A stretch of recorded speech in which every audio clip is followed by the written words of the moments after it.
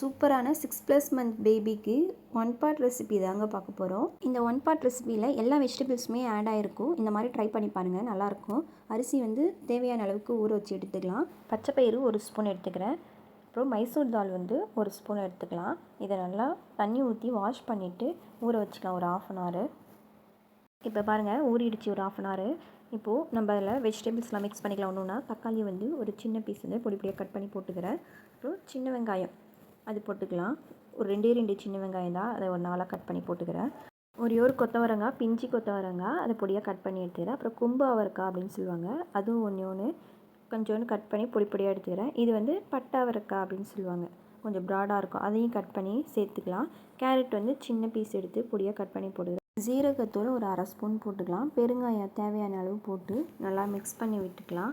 இதை வந்து இப்போ ப்ரெஷர் குக்கரில் ஒரு 6 விசில் நான் வச்சு எடுத்துக்கிறேங்க. தண்ணி தேவையான அளவு ஊற்றிங்க. நெய் வந்து ஒரு 1/4 ஸ்பூன் போட்டுக்கலாம்.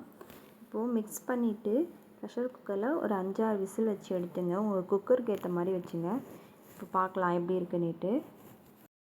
அவ்வளோதாங்க, நல்லா மேஷ் ஆகி வந்துடுச்சு. இப்போ நான் மத்து வச்சு கடைஞ்சி எடுத்துக்கிறேன். அந்த தண்ணியை ஃபில்டர் பண்ணி கொடுங்க. அந்த ஃபில்டர் பண்ண தண்ணியை வந்து கீழே ஊற்றிட வேணாம். அது வந்து சூப் மாதிரி கூட நீங்கள் கொடுக்கலாம் குழந்தைக்கு.